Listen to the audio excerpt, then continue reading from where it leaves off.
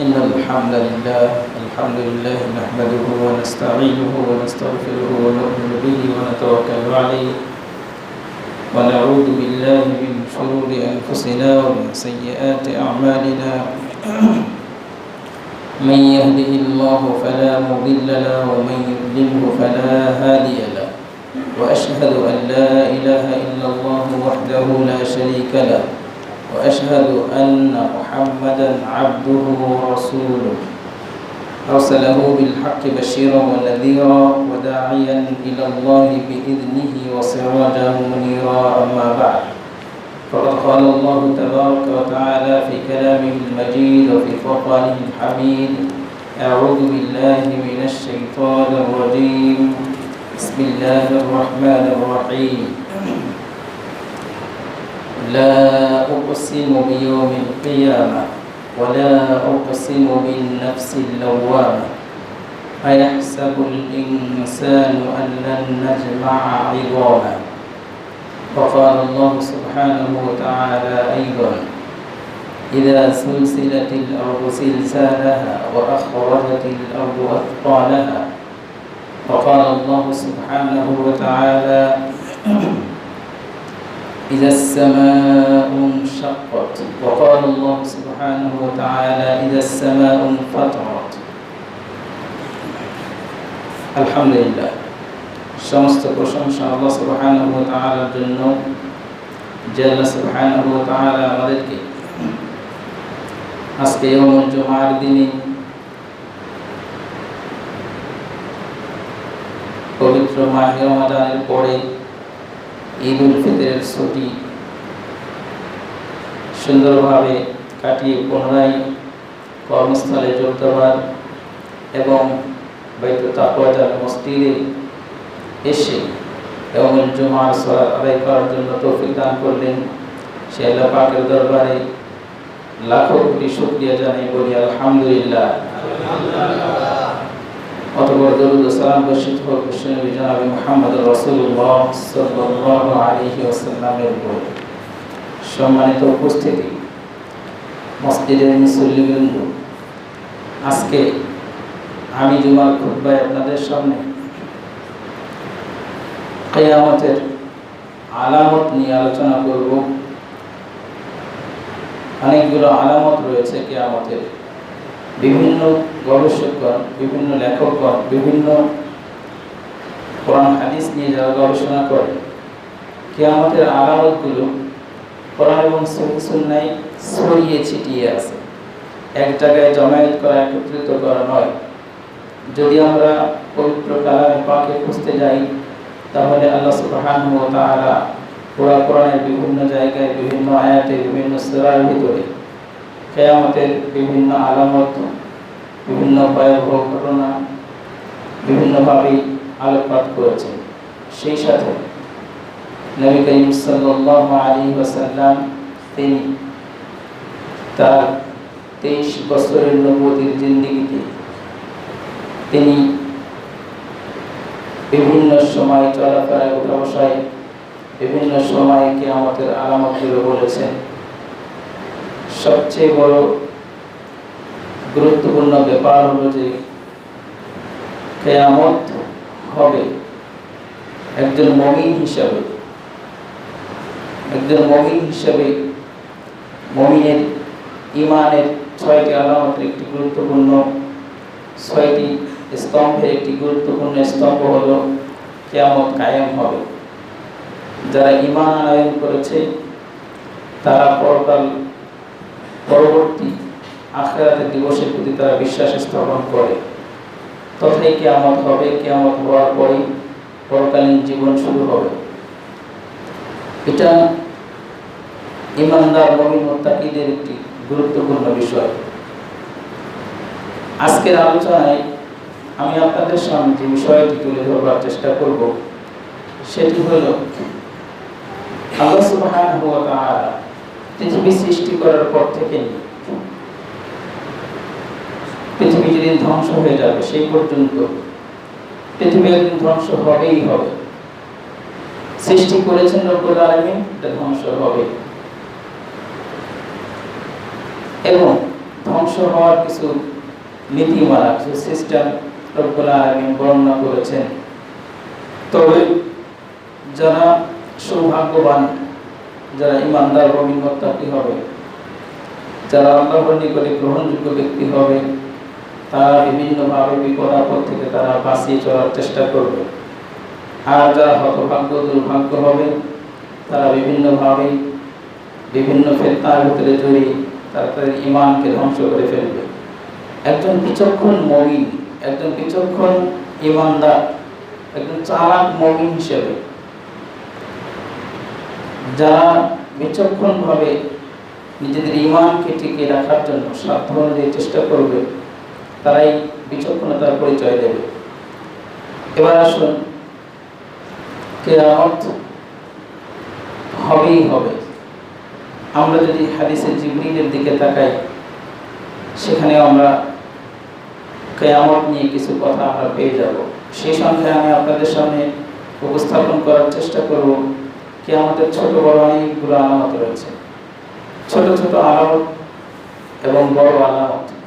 ছোট আলামতগুলো নিয়ে আমি আপনাদের সামনে আজকে উপস্থাপন করব যে আমরা অনেক সময় আমাদের কাছে মনে হয় যে এই কাজটা এরকম হচ্ছে, এটা এরকম হচ্ছে, কিছু ঘটছে, ঘটবে, এটা আপনার আমার ঠেকানোর কোনো সুযোগ নেই, ঘটবে।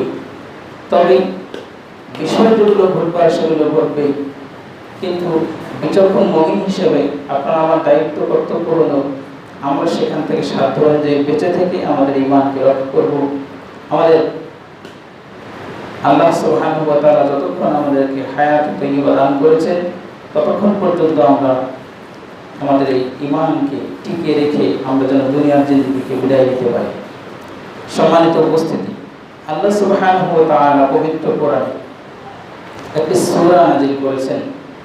পবিত্র কোরআনে 114টি সূরা রয়েছে, তার মধ্যে একটি সূরা রয়েছে, সূরাটির নামই হলো সূরাতুল কিয়ামা। সূরার নাম কি? সূরাতুল কিয়ামা।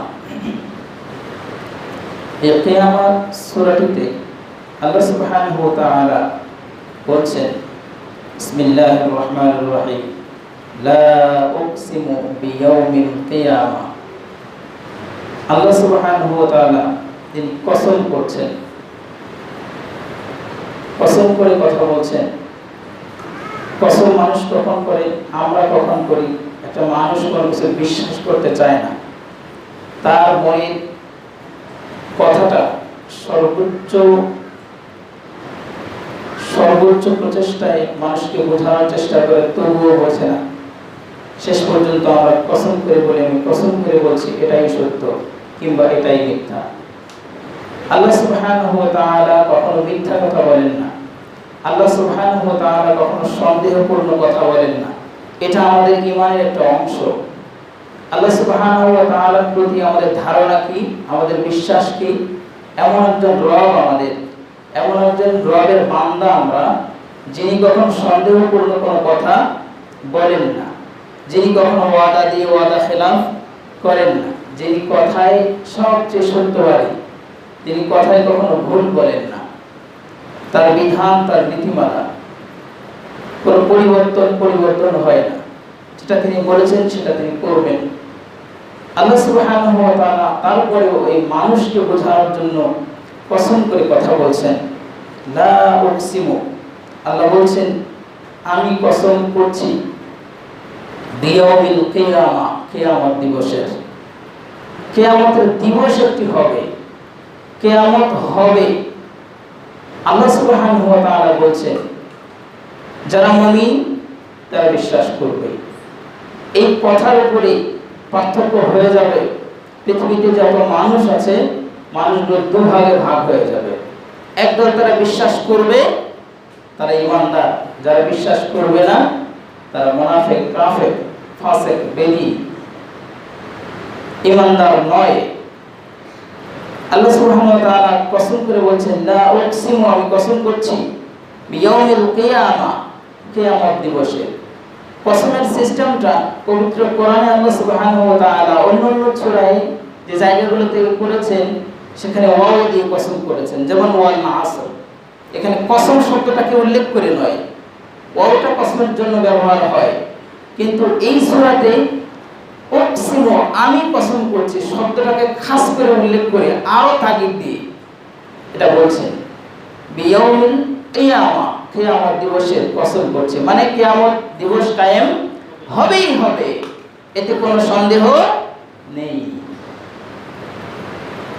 ওয়ালা উকসিমু বিন নাফসিল লাওয়ামা, এরপরে আল্লাহ সুবহানাহু ওয়া তাআলা বলছেন এবং আমি আরো কসম করছি বিন নাফস ওই আত্মার, বিন নাফসিল লাওয়ামা তিরস্কারকারী যে আত্মা, এটার কসম করে বলছেন আয়াহসাবুল ইনসানু, মানুষ কি মনে করে না, আয়াহসাবু মানুষ কি ধারণা করে না, আল্লান নাজমাআ ইদামা, মানে কিয়ামতের সাথে কি বিষয়টা জড়িত রয়েছে, কিয়ামতের সাথে কি বিষয়টা জড়িত রয়েছে, কিয়ামত কি জিনিস, কিয়ামত কাকে বলে।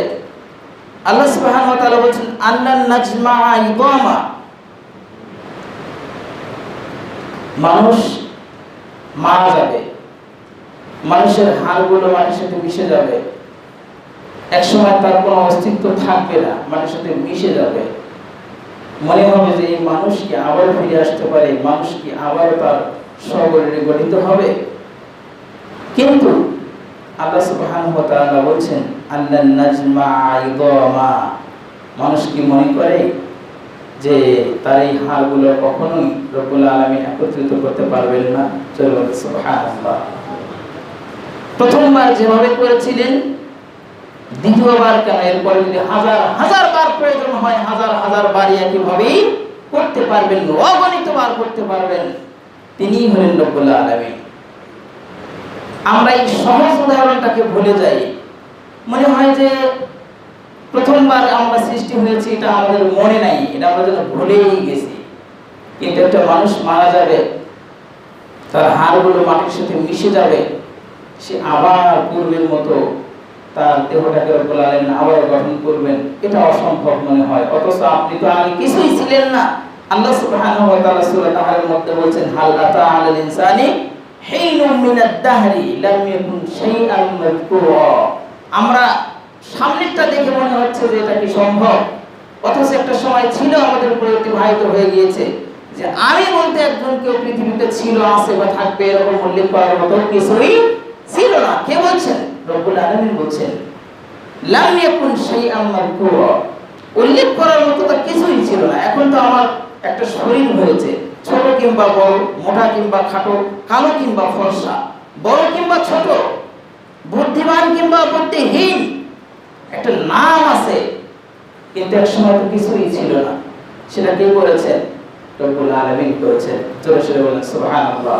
এভাবে কোরআনে অসংখ্য উদাহরণ, কোরআনে অসংখ্য উদাহরণ রয়েছে।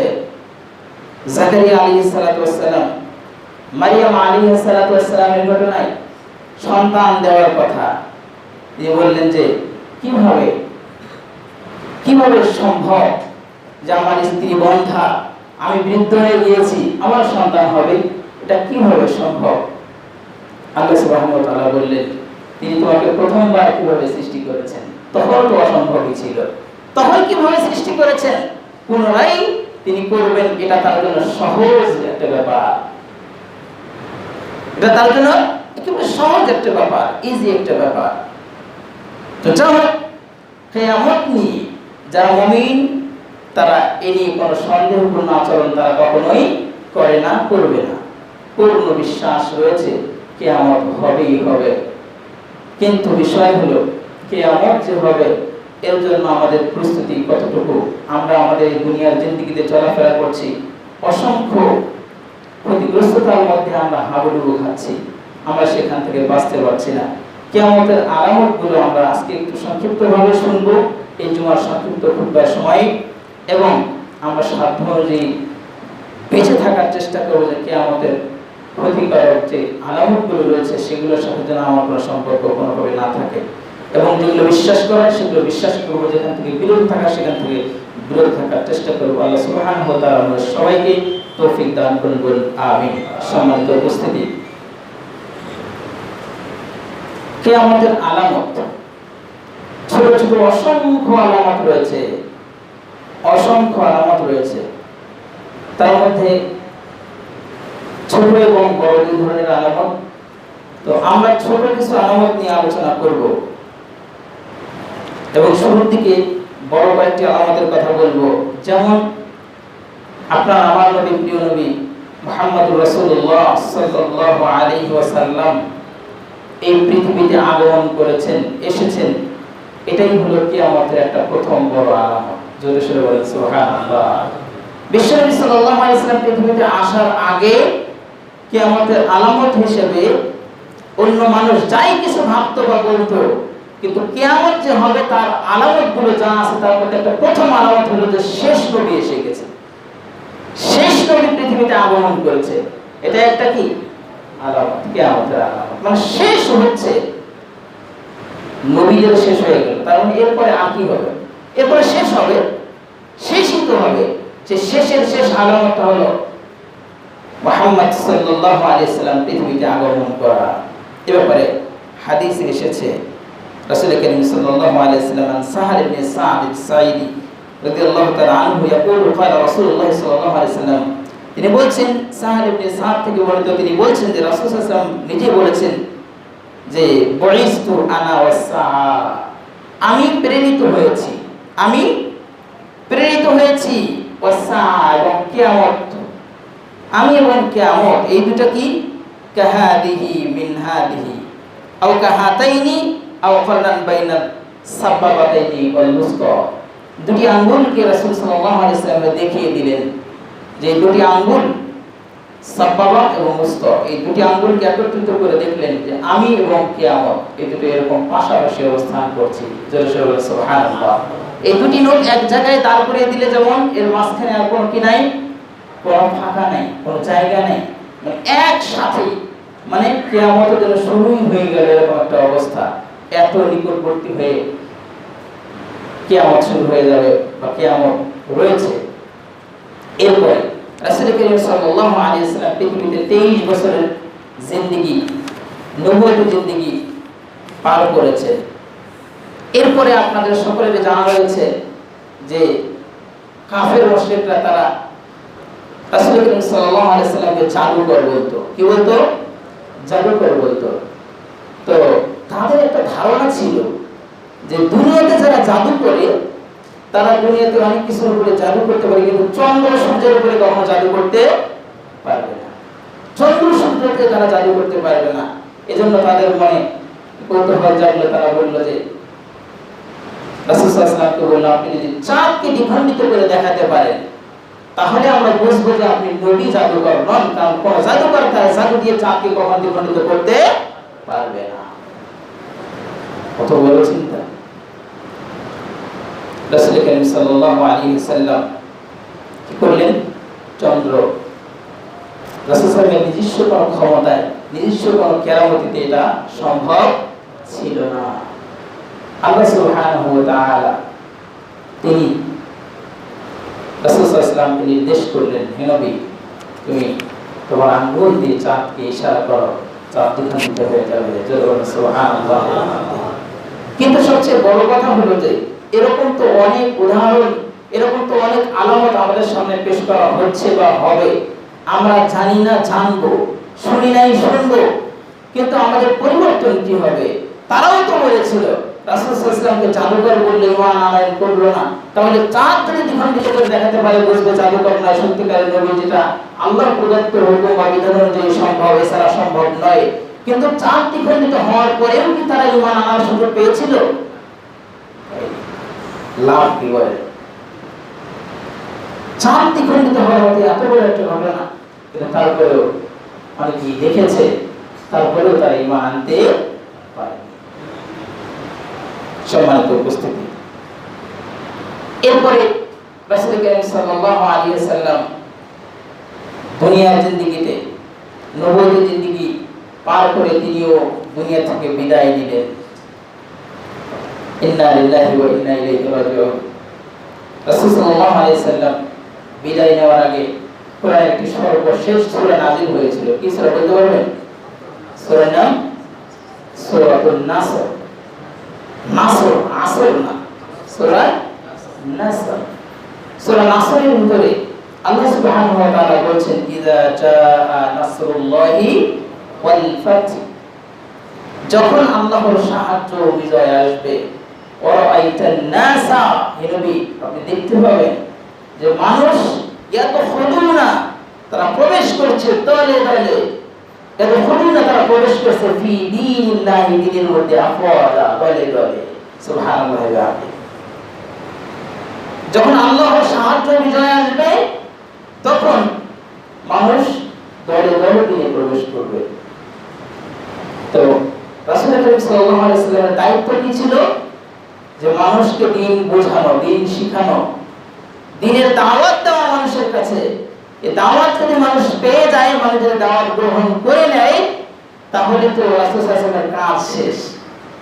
এই সূরাটি নাযিল হওয়ার পরে সাহাবায়ে কেরামের ভিতরে আলোচনা হচ্ছিল, এই সূরার ভিতরে একটি আলামত রয়েছে, কে বলতে পারবে? কেউ উত্তর দিয়েছিলেন বলেন তো? আব্দুল্লাহ ইবনে আব্বাস তিনি উত্তর দিয়েছিলেন যে এই সূরার ভিতরে বিশ্বনবী মুহাম্মদ সাল্লাল্লাহু আলাইহি ওয়াসাল্লাম এর নবুয়তি দায়িত্ব শেষের একটা আলামত, একটি চিহ্ন রয়েছে। সেটি হলো তার দায়িত্ব ছিল তো ইসলামের দাওয়াত দেওয়া, মানুষের কাছে পৌঁছে দেওয়া। যখন পৌঁছে যাবে তার কাজ শেষ।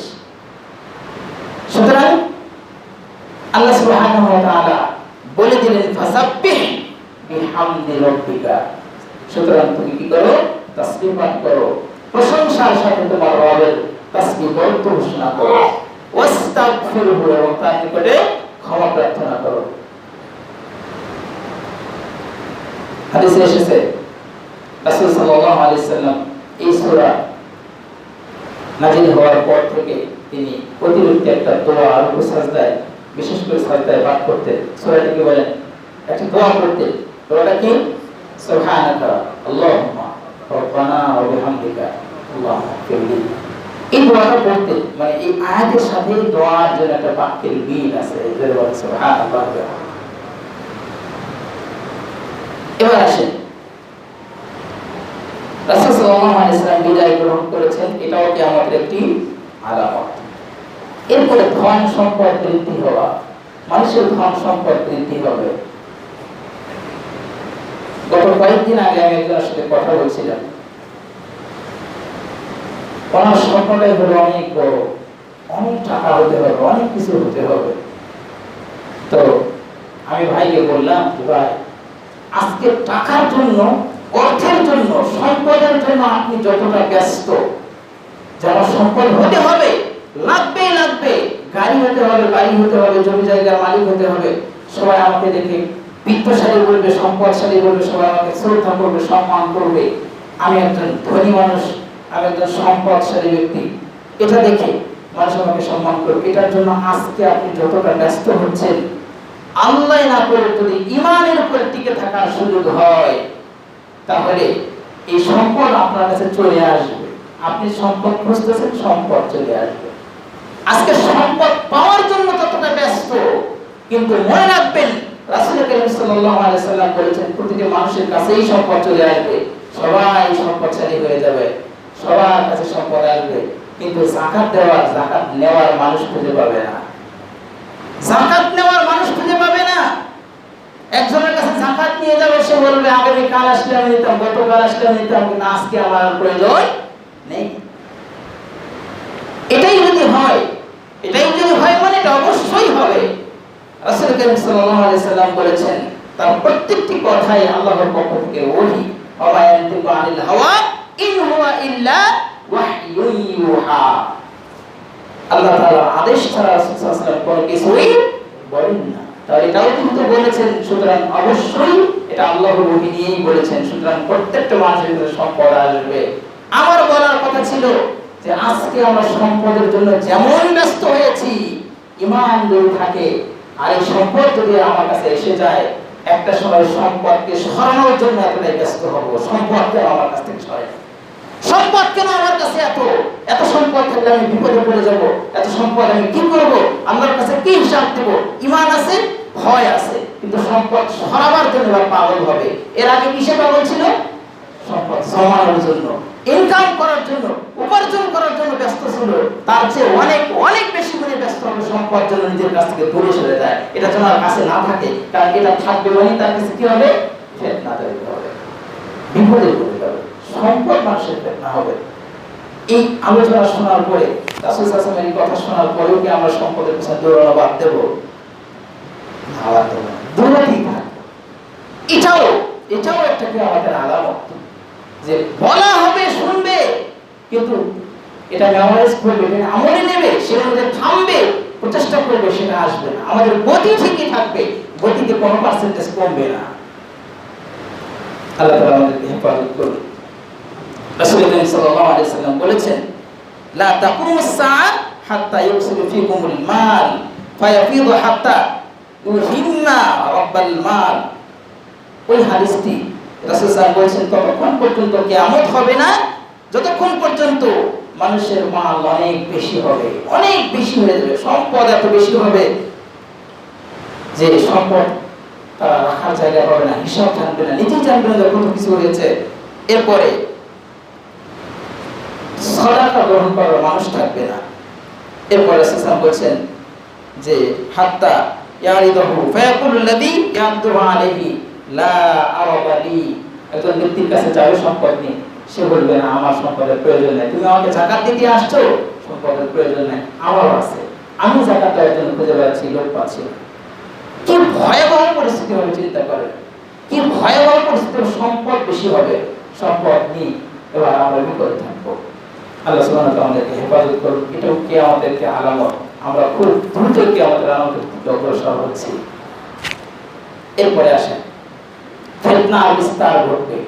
মানুষ সবাই মুসলমান, মুসলিমদের ভিতরে, মুমিনদের ভিতরে ফিতনার অভাব নাই। ফিতনা চতুর্দিকে, ফিতনার বিস্তার ঘটবে। রাসূল সাল্লাল্লাহু আলাইহি ওয়াসাল্লাম বলেছেন যে ইন্না বাইনা ইয়াদাই সা ফিতানান কাকিতুআইল লাইলিল মুদলিমি, যে গভীর আধারের ন্যায় ফিতনা দেখা দেবে। রাত যখন গভীর হয়ে যায়, তখন যখন অন্ধকারে পৃথিবীকে ঢেকে ফেলে, ঠিক ফিতনা মানুষকে ভাবে ঢেকে ফেলবে, অন্ধকারের ন্যায়, গভীর আধারের ন্যায়। এভাবে ফিতনা ঢেকে ফেলবে। ফিতনা এসে মানুষ বিভিন্ন ধরনের ফিতনায় পড়ে থাকবে। ছেলে আর বাবার ভিতরে সম্পর্ক ঠিক নাই, ভালো নাই, ফিতনায় আছে। ভাই ভাইয়ের সাথে সম্পর্ক ঠিক নাই, ফিতনায় আছে। কোনো আত্মীয়তার সম্পর্কের সাথে কারোর সাথে কারো মিল নাই, ফিতনায় থাকবে, বিপদে থাকবে, সবাই বিপদে থাকবে। এটা কিসের আলামত? কিয়ামতের আলামত। আমাদের করণীয় কি? সাধ্য অনুযায়ী নিজের যতটুকু পারা যায় স্যাক্রিফাইস করে এটা সম্পর্কগুলোকে টিকিয়ে রাখা, ফিতনা থেকে দূরে থাকা, ফিতনা থেকে বেঁচে থাকার জন্য আমাদেরকে চেষ্টা করতে হবে। এরপরে আরেকটি আলামত বলবো, শেষ জামানায় রাসূল সাল্লাল্লাহু আলাইহি ওয়াসাল্লাম বলেছেন যে মিথ্যা নবী দাবিদার বের হবে। আমরা শুনেছি মিথ্যা নবীদার ছিল না, রাসূল সাল্লাল্লাহু আলাইহি ওয়াসাল্লামের পরবর্তী সময়ে মিথ্যা নবী মানে রাসূল সাল্লাল্লাহু আলাইহি ওয়াসাল্লাম শেষ নবী হওয়ার পরেও আবার কেউ এসে আবার নিজেকে নতুন করে নবী দাবি করবে। এটা একটি কিয়ামতের আলামত।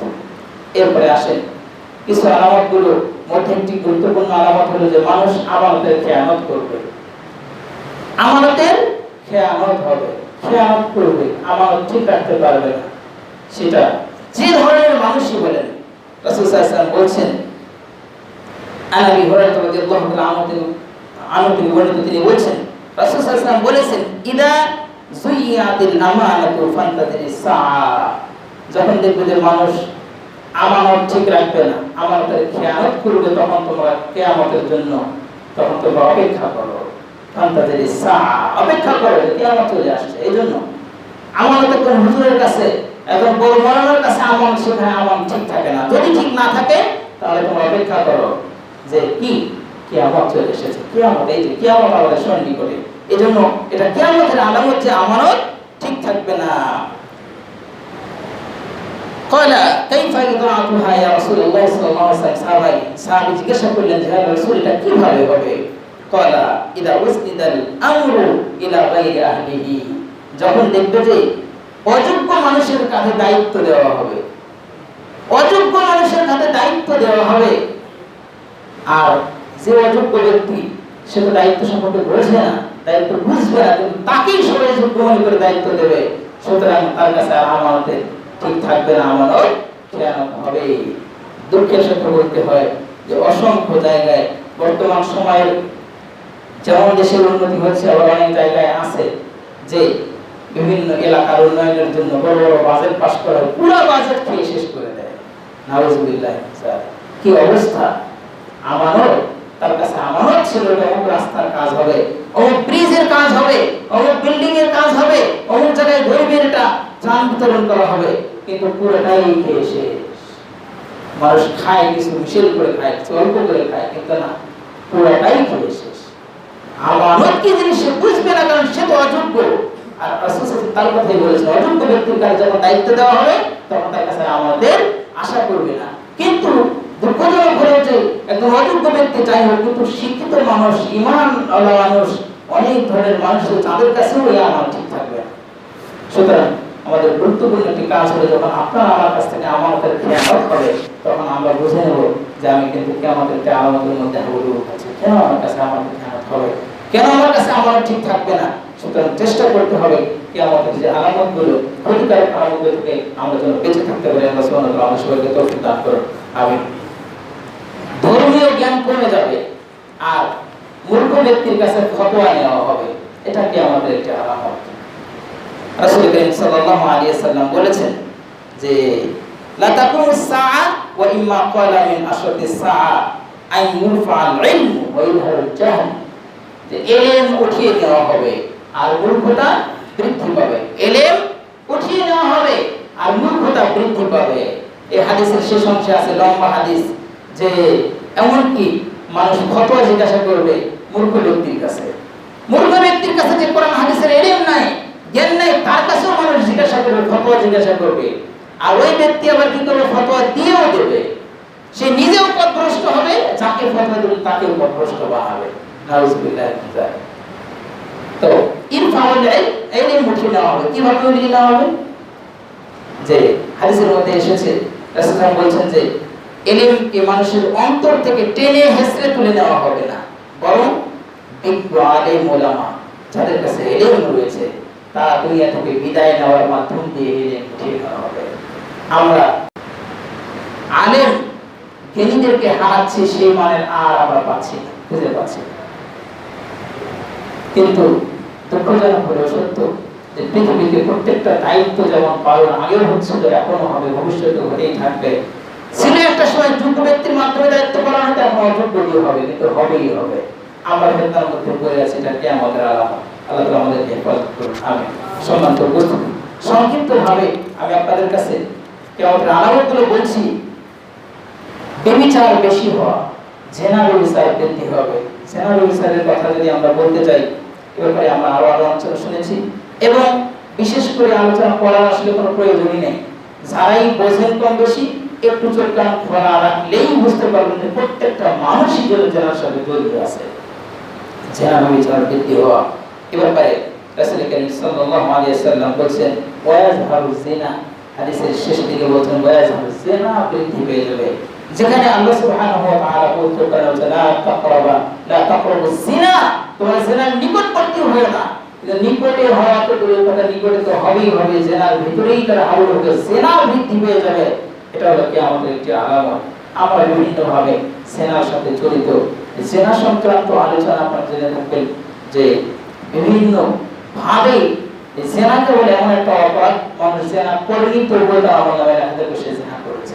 এটা একটা ভয়ঙ্কর একটা পাপের মধ্যে একটা পাপ, যেটা মানুষ না করেও তার পাপই হবে। মানুষ যারা করেনি, আপনার কাছে মনে হবে না আমি তো কোন জেনা করিনি, কিন্তু আপনার আমলনামায় লেখা থাকবে কি জেনা করেছে। এটা এমন একটা ভয়ঙ্কর পাপ। আল্লাহ সুবহানাহু ওয়া তাআলা আমাদের সবাইকে বোঝার জন্য তৌফিক দান করুন, বেঁচে থাকার জন্য তৌফিক দান করুন। সুদের বিস্তার লাভ হবে। তাকান সমাজের দিকে, গ্রামাঞ্চলের দিকে তাকান, এত কষ্ট করে চাকরি বাকরি করার দরকার কি, ব্যবসা বাণিজ্য করার দরকার কি? শুধু যদি আপনার 2-4 লাখ টাকা থাকে, এবার গ্রামের ওই গরিব মানুষগুলোকে চড়া সুদে ঋণ দিয়ে তারা কি সুদ খাচ্ছে, বসে বসে ইনকাম। এত সুযোগ থাকতে কি আর কষ্ট করা যায়? একটা গরিব মানুষকে টাকা ধার দিয়ে দিচ্ছে, তার বিপদে, তার মেয়ের বিয়ে, তার ঘর লাগবে, তার একটা গাড়ি লাগবে, তার প্রয়োজন, তাকে সে সুদের উপর টাকা দিয়ে দিচ্ছে এবং সুদ খাচ্ছে। গ্রামে অহরহ আরো ভয়ঙ্কর হলে যে অনেক গ্রামে দেখবেন যে মহিলারাও পর্যন্ত মানে একেবারে স্পেশালিস্ট সুদ খাওয়ার ব্যাপারে, নাউজুবিল্লাহ জালিম। অথচ জেনারেল রাসূলুল্লাহ সাল্লাল্লাহু আলাইহি সাল্লাম বলেছেন একবারে সবচেয়ে ছোট ছোট ছোট পাপটা কি? সেনার ব্যাপারে কি? মায়ের সাথে জেনা করা, নাউজুবিল্লাহ। এটাই যদি ছোট হয় তাহলে বড়গুলোর অবস্থা কি হবে? সম্মানিত উপস্থিতি, আমি শুধু আপনাদেরকে স্মরণ করিয়ে দিতে চাচ্ছি যে কিয়ামতের আলামত সমাজে কি হবে? সুদ বৃদ্ধি পাবে, সুদ বৃদ্ধি পাবে, সুদী কারবারের সাথে মানুষ হাবুডুবু খাবে। দুঃখজনক হলো সত্য, বিশেষ করে যারা ব্যবসায়ী ভাইয়েরা রয়েছে, যারা ব্যবসায়ী ভাইয়েরা রয়েছে, আমি আমার ছোট্ট অভিজ্ঞতায় যাদের সাথে কথা বলেছি অধিকাংশ ভাইয়েরাই ব্যবসায় বেশি লাভ করতে হবে, নিজের পুঁজি কম, এজন্য তারা ব্যাংকের কাছে বিভিন্ন সুদী এনজিও থেকে বিভিন্ন লোকের কাছ থেকে ব্যক্তির কাছ থেকে লক্ষ লক্ষ টাকা তারা সুদের উপরে নিয়ে তারা ব্যবসা করে তারা লাভবান হওয়ার চেষ্টা করছে। নাউজুবিল্লাহ জালিম।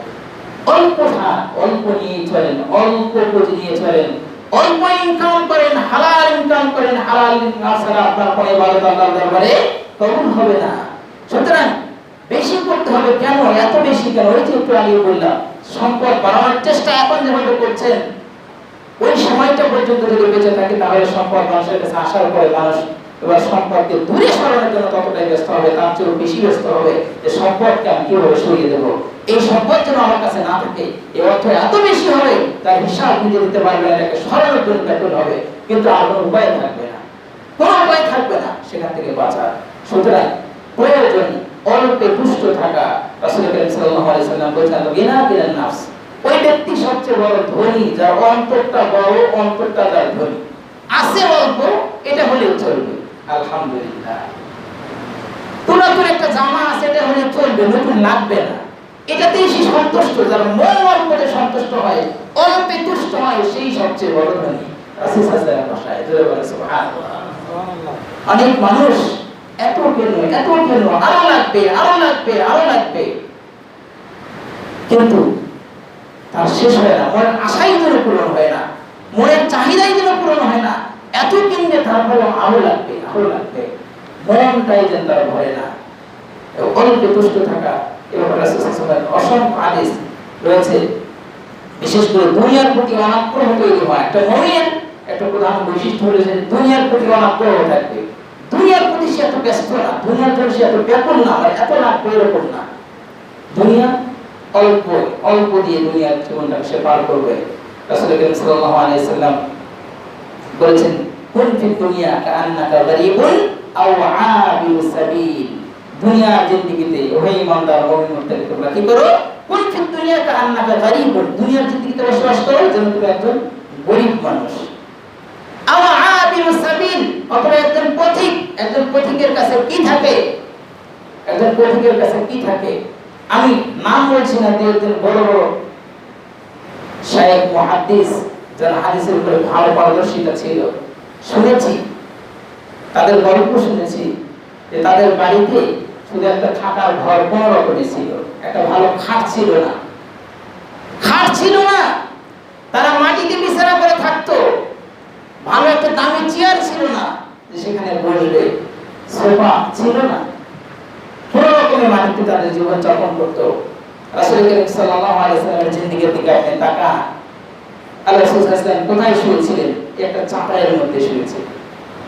আপনি শুয়ে থাকেন তো চাটাইয়ের মধ্যে, কত নিচু মনে হবে, কত খারাপ লাগবে যে আমার কি কিছুই নাই নাকি? না, একজন মুমিন মুত্তাকি এর বৈশিষ্ট্য হলো